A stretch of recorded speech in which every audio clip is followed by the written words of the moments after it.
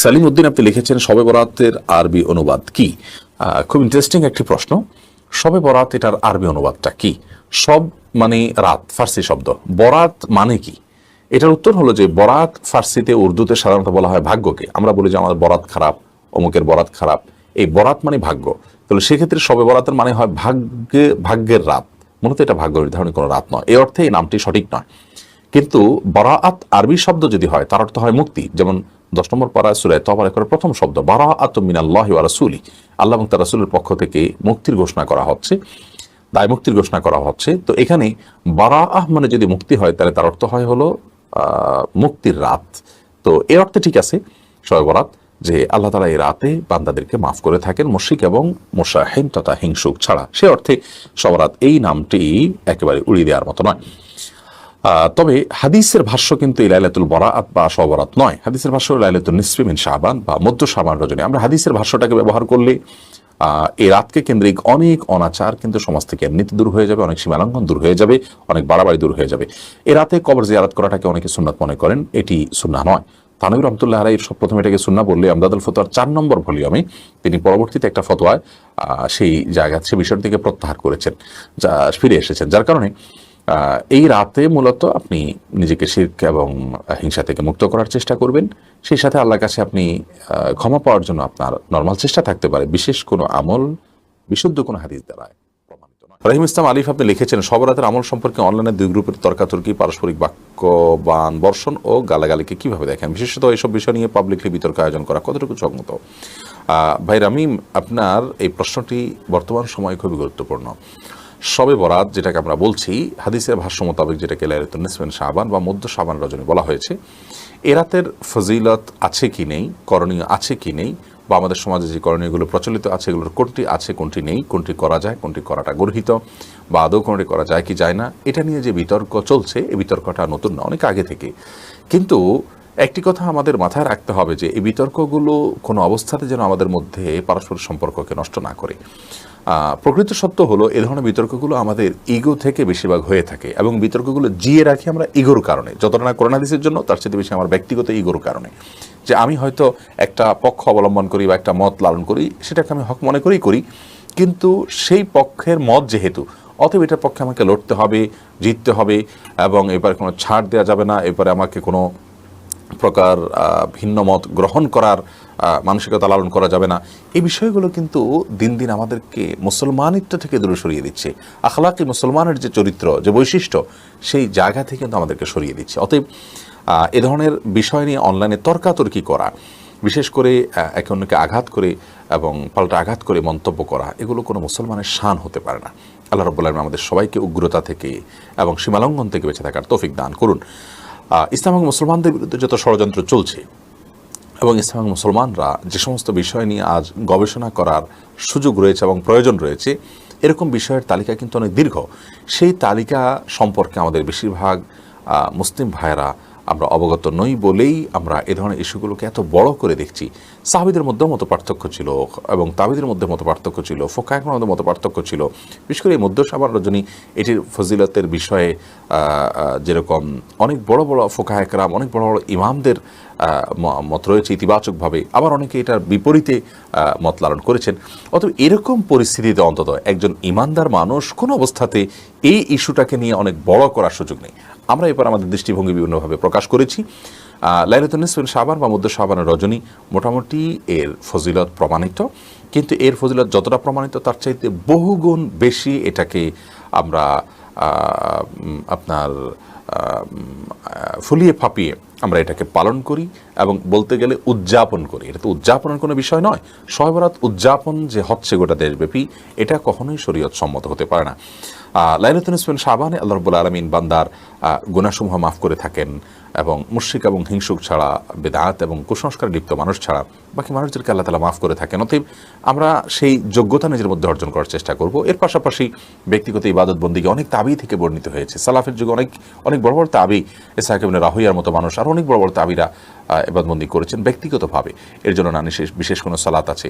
শবে বরাতের নামাজ নামে অনেকে মনে করেন যে এত রাকাত নামাজ আছে, প্রথম রাকাতে ওই সূরা এতবার পড়তে হবে, দ্বিতীয় রাকাতে ওই সূরা এতবার পড়তে হবে, এই বিষয়গুলো কিন্তু শরিয়ার আলোকে প্রমাণিত কোনো বিষয় নয়। বিধায় একজন ঈমানদার শবে বরাত বা লাইলাতুল নিসফে শাবান উপলক্ষে ফজিলত এবং মর্যাদা পাওয়ার আশায় তিনি যে কাজটি করবেন তা হলো তিনি আল্লাহ রাব্বুল আলামিনের কাছে ক্ষমা পাওয়ার জন্য, সাধারণ ক্ষমা পাওয়ার জন্য শিরক এবং বিদ্বেষ থেকে নিজেকে রক্ষা করবেন, হিংসা থেকে রক্ষা করবেন এবং তিনি নিজেকে বেদাত এবং কুসংস্কার থেকে রক্ষা করবেন। এটা হলো তার মৌলিক কাজ। এর বাইরে একজন ইমানদার আল্লাহর কাছে ক্ষমা চাইতে পারেন, দোয়া ব্যক্তিগতভাবে ইবাদত করতে পারেন, দলবদ্ধ কোনো রূপ দেওয়ার কোনো সুযোগ নেই।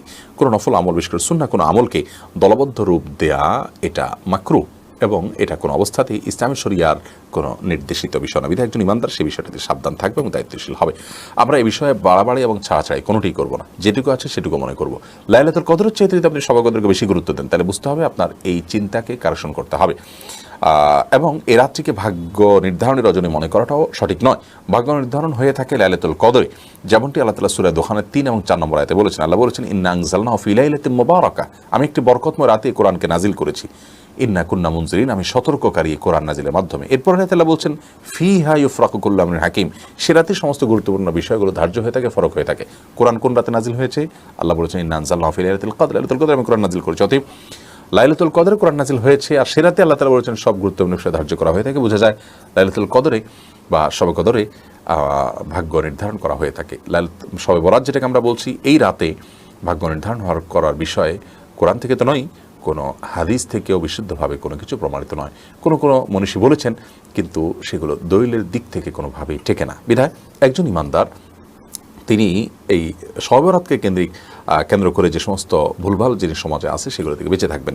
হালুয়া রুটির যে একটা মহড়া আমাদের সমাজে হয়ে থাকে, এটির সাথে শবে বরাতের বা লাইলাতুল নিসফে শাবানের কোনো সম্পর্ক বা অন্য কোনো ইবাদত বন্দেগীর কোনো সম্পর্ক নেই। এ রাত কোনো খাবার দেওয়ার বা খাবার গ্রহণ করা, বিশেষ খাবারের কোনো ফজিলতের কোনো রাত নয়। সেই সাথে এটাতে আতশবাজি করা, তারপরে আলোকসজ্জা করা, এরকম আরও অনেক কর্মকাণ্ড আমাদের সমাজে প্রচলিত আছে। এর কোনোটি কিন্তু হাদিস দ্বারা প্রমাণিত নয়। বিশেষ করে ইবাদতের জন্য মসজিদে একত্রিত হওয়া, সবাই মিলে একসাথে দোয়া করা, এটাকে আমরা মনে করি এ রাতের গুরুত্বপূর্ণ আমল। এটি মূলত শরিয়া নির্দেশিত কোনো বিষয় নয়। আল্লাহ তাআলা আমাদেরকে সুন্নাহ এবং বিদআতের মধ্যে পার্থক্য করার তৌফিক দান করুন এবং সুন্নাহ এবং খেলাফে সুন্নাহর মধ্যেও পার্থক্য করার তৌফিক দান করুন এবং মাত্রা জ্ঞান যেন থাকে একজন মুসলমানের, সে যেন আমাদের মধ্যে থাকে। আর মতপার্থক্য থাকলেও একটা বিষয়কে এক পক্ষ হয়তো বিদআত বলছেন, আরেক পক্ষ সুন্নাহ বলছেন, প্রমাণিত বলছেন কেউ, অপ্রমাণিত বলছেন কেউ। বিষয়টা একান্তই ইজতিহাদি বিষয়, ইজতিহাদের সুযোগ আছে। ইল্লা ফাহমুন ওয়াতিহা রাজুলুন মুসলিম, এরকম বিষয়গুলো নিয়ে বাড়াবাড়ি করার কোনো সুযোগ নেই একজন ইমানদারের জন্য। আমিনা সওদাগর আপনি লিখেছেন, শবে বরাত সম্পর্কে কিছু বললে ভালো হয়। বোন আমিনা, শবে বরাত সম্পর্কে এর আগে আমরা বিভিন্ন সময় বলেছি। খোলাসা কথা হলো লাইলাতুন নিসফে মিন শাবান, এই নামটি হাদিস দ্বারা বর্ণিত। এই রাত মধ্য শাবান রজনীকে শবে বরাত বলাটা আমাদের সমাজের প্রচলন। হাদিসের ভাষ্য হলো মধ্য শাবানের রাত, আমরা সেইটা বললে অধিকতর ভালো হয়। কারণ হলো এর নামের কারণে আমাদের চিন্তা চেতনা অনেক ভুল বিষয় চলে আসে। মধ্য শাবান রজনী, এই রজনীর ফজিলত মোটা দাগে প্রমাণিত। যে হাদিসগুলো আছে, অনেকগুলো হাদিস, তার অনেক বেশিরভাগই দুর্বল হলেও সেগুলোর একটি অপরটিকে শক্তিশালী করে এবং কোনোটি গ্রহণযোগ্যতার লেভেল পর্যন্ত যায়। সবগুলো মিলিয়ে যে বিষয়টি সাবিত হয় তা হলো লাইলাতুন নিসফে মিন শাবান বা মধ্য শাবান রজনী রাতটি একটি ফজিলতপূর্ণ রাত।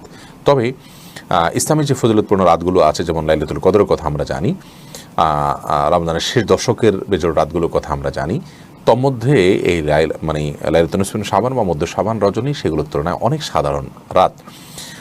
আমরা যদি কম্পেয়ার করি তাহলে হাদিসে এবং কোরআনের ভাষ্যমতে লাইলাতুল কদর এবং রমজানের শেষ দশক এই রাতগুলো অনেক গুরুত্বপূর্ণ রাত। লাইলাতুল নিসফে মিন শাবান বা মধ্য শাবান রজনী রাতে আল্লাহ তাআলা সাধারণ ক্ষমা ঘোষণা করেন, মুশরিক এবং হিংসুক ছাড়া, এরকম বর্ণনা পাওয়া যায়। এবং এই ফজিলত পাওয়ার জন্য কেউ যদি আল্লাহর কাছে আগ্রহী হয়ে দোয়া করে, ইবাদত করে, বিশেষ করে নিজেকে শিরক এবং হিংসা থেকে পরিচ্ছন্ন রাখে, তাহলে সেটা তার জন্য সেটা করা যেতে পারে, সে জায়েজ আছে। বাট এই রাতে ভাগ্য নির্ধারণ করা হয় মর্মে যে সমস্ত বর্ণনা পাওয়া যায় সেগুলো বিশুদ্ধ মানদণ্ড উত্তীর্ণ নয়। কোরআন কারীম সূরা দোখানের 1-4 নম্বর আয়াতের দিকে তাকালে আমরা দেখি যে মূলত লাইলাতুল কদরে ভাগ্য নির্ধারণ করা হয়ে থাকে। যদিও এটা নিয়ে উলামায়ে কেরামের একাধিক মত আছে, কিন্তু অধিকতর গ্রহণযোগ্য এবং সরাসরি কোরআন আয়াতের অর্থের দিকে তাকালে বোঝা যায় যে আল্লাহ তাআলা যে রাতে কোরআন নাজিল করেছেন ওই রাতেই ভাগ্য নির্ধারণ করেন। যাই হোক, এর পাশাপাশি কবর জিয়ারত করার পরে হাদিস রয়েছে আমাদের আয়েশা রাদিয়াল্লাহু তাআলা থেকে, কিন্তু সেই হাদিসের সনদও বিশুদ্ধতার মানদণ্ডে উত্তীর্ণ নয়। মুহাদ্দিসদের প্রচুর পরিমাণে কালাম এবং আপত্তি রয়েছে সেই হাদিসে সনদের বিষয়ে। তো আমরা যেভাবে লাইলাতুল কদরকে উদযাপন করি সেভাবে আসলে মানে এটাকে এইভাবে আসলে ইসলামে দেখানো হয়নি। অন্তত আমরা যখন লাইলাতুল কদরের সাথে তুলনা করলে দেখি যে আমাদের সমাজে সবচেয়ে বেশি ইবাদতের জন্য মানুষ চেষ্টা করেন লাইলাতুল বরাতে। ইবাদতের চেষ্টা দোষের না, কিন্তু আপনি লাইলাতুল নিসফে শাবান রাতটাকে খুব গুরুত্ব দিচ্ছেন, কিন্তু এর সাথে গুরুত্বপূর্ণ রাতগুলোকে আপনি একেবারেই গুরুত্বহীন মনে করছেন। এটা একটা ভুলের জায়গা, এটাখানে কারেকশন আমাদের করতে হবে। অতএব এ রাতের ফজিলতকে একেবারে অস্বীকার করা যেমন সঠিক নয়, আবার এ রাতকে সকল রাতের শ্রেষ্ঠ রাত হিসেবে বানানোটাও সঠিক নয়। এ রাতে হালুয়া খাওয়া, নবী সাল্লাল্লাহু আলাইহি ওয়াসাল্লাম দাঁত ভেঙে হালুয়া খেয়েছেন, সেজন্য তার অনুকরণে হালুয়া খাওয়া ইত্যাদি অনেক কথা প্রচলিত আছে, সেগুলো গর্হিত এবং ভুল ভাল কথা, এগুলোর কোনো বিশ্বস্ত এবং গ্রহণযোগ্য কোনো সূত্র নেই। এরপরে সোহানা মিফতাহুল জান্নাত, আপনি প্রশ্ন করেছেন সবরতের রোজা রাখা কি বিদআত? বলছি সোহানা, সবরতের রোজা রাখাকে আমি সরাসরি বিদআত বলবো না, যেহেতু আপনার শবে বরাত বা 15ই শাবান রোজা রাখার বিষয়ে একটা নয় বেশ কয়েকটা হাদিস পাওয়া যায়। এই হাদিসগুলো যদিও এগুলোর সূত্র বিশুদ্ধভাবে প্রমাণিত নয়, তারপরেও আপনার হাদিসে যেহেতু এর বিবরণ পাওয়া যায়, বর্ণনা পাওয়া যায়, যদিও সে বর্ণনাটা গ্রহণযোগ্য নয়, আমি আপনাকে বলবো এটি সুন্নাহ নয়।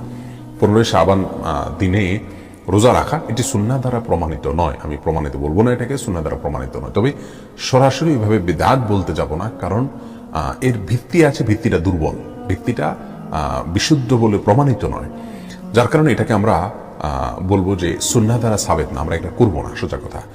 তবে হ্যাঁ, শবে বরাতের রাতকে কেন্দ্র করে এই রাতে আল্লাহ সুবহানাহু ওয়া তাআলা হিংসুক এবং মুশরিক ছাড়া বাকি সবাইকে ক্ষমা করেন। সেই হিসাবে আমরা আল্লাহ সুবহানাহু ওয়া তাআলা সাধারণ ক্ষমা পাওয়ার জন্য শিরক এবং হিংসা থেকে নিজেদেরকে মুক্ত রাখতে পারি। শবে বরাতের হালুয়া রুটি খাওয়া যাবে কিনা সহি মাসালা যদি দিতেন, বা হালুয়া রুটি সারা বছর খাওয়া যাবে, শবে বরাতেও খাওয়া যাবে, ওই হিসাবে আর কি। সারা বছর যেভাবে হালুয়া রুটি খাওয়া যায় শবে বরাতেও খাওয়া। যে ব্যক্তি সারা বছর খায় না, শুধু শবে বরাতে খায়, তাকে জিজ্ঞেস করতে হবে তুমি এই দিন কেন খাও? তো অনেকে উত্তর দিবে কারণ নবী সাল্লাল্লাহু আলাইহি সাল্লামের নাকি আপনার উহুদের ময়দানে দাঁত ভেঙে গেছে যুদ্ধে, সেজন্য তিনি দাঁত দিয়ে আর কিছু খেতে পারেন না, হালুয়া খাইছেন, এজন্য আপনি হালুয়া খাইতেছেন। সুবহানাল্লাহ। ভাই, রাসূল আকরাম সাল্লাল্লাহু আলাইহি সাল্লামের উহুদ যুদ্ধ হয়েছে কোন মাসে? তো শাবান মাসে হয় নাই। কিভাবে হালুয়া রুটি খাবে এই মাসে?